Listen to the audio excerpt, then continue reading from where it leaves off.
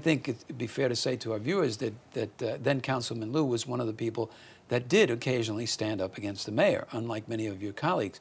Do you think they're a little bit more likely these days to stand up against him than it was the case for his first 8 years? Yes, I do. And why? I think that there are a number of new members that are far more aggressive and passionate about the issues, and they are new blood, fresh ideas.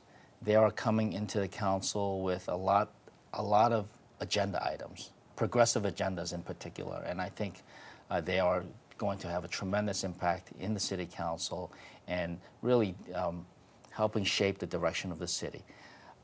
The mayor this is his third term of office, something that very few people anticipated even just a couple of years ago. I was totally and adamantly against the way term limits were changed to allow that third term.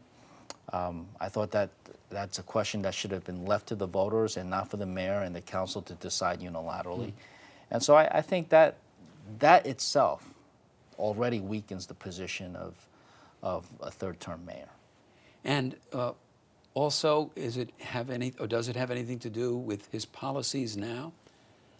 Is the mayor, for example, really pro Wall Street, pro development and developers as opposed to development for the people who live in the communities? Would you see him that way? Well, you're getting into some real heady issues. Oh, I hope so. The Wall Street environment. You know, I'm happy to see that the mayor now is in substantial agreement with the Obama administration's financial restructuring package. I think that the changes that the president has envisioned for the financial sector, much of which is in New York City, will strengthen the industry, will actually bolster our dominance among world markets. And that, you know, I believe that it was the lack of regulation and oversight that actually led to the loss of tens of thousands of jobs right here in New York City. So I think the financial reform package is a good thing for the long-term prospects of the country, but certainly for those of us here in New York City. The mayor didn't initially agree with that, but I think now he's come around to understanding the beauty of the package and is largely subscribing to it.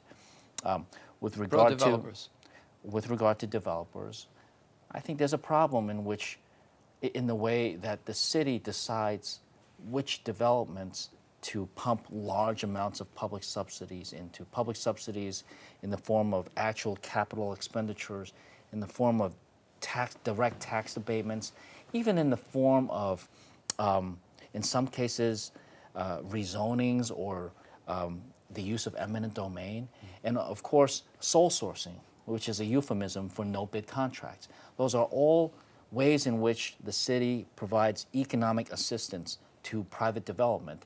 And yet, it is my strong opinion that we don't see the results, not nearly enough as we should. That's why I've created a task force to recommend ways in which we can ensure that all these promises of jobs, of affordable housing units, of other public amenities such as parkland are actually delivered on a timely basis and that they don't just become empty promises. Another issue that matters a great deal to Latinos as well as to African Americans, and I'm not sure to what extent the Asian community, and you can tell me, sure, is the stop and frisk policies of the city. The numbers speak fairly clearly. The overwhelming percentage of the people who were stopped and frisked on the streets of the city are Black and Latino. Of those who were stopped, only as many as 6% actually get charged with anything or even given a violation. Mm-hmm. And then you have the fact that they are not arrested at any higher rate than the whites, who are rarely ever part of the stop and frisk. Right. And add to that they go into a database kept by the police department, even though, while having been stopped and frisked, there was nothing illegal about what they were doing. They had no illegal substances. They were not arrested. They were not charged with anything. But their names and addresses and so on goes into a database of the police department. What's your view about this and your stand about this? I think it's wrong. I think it's a subversion of due process. I think it is, first and foremost, I think the disparity, the racial disparity in the stop and frisks themselves are problematic. I think it's really abhorrent that the stop and frisk data for totally innocent people are kept in a database.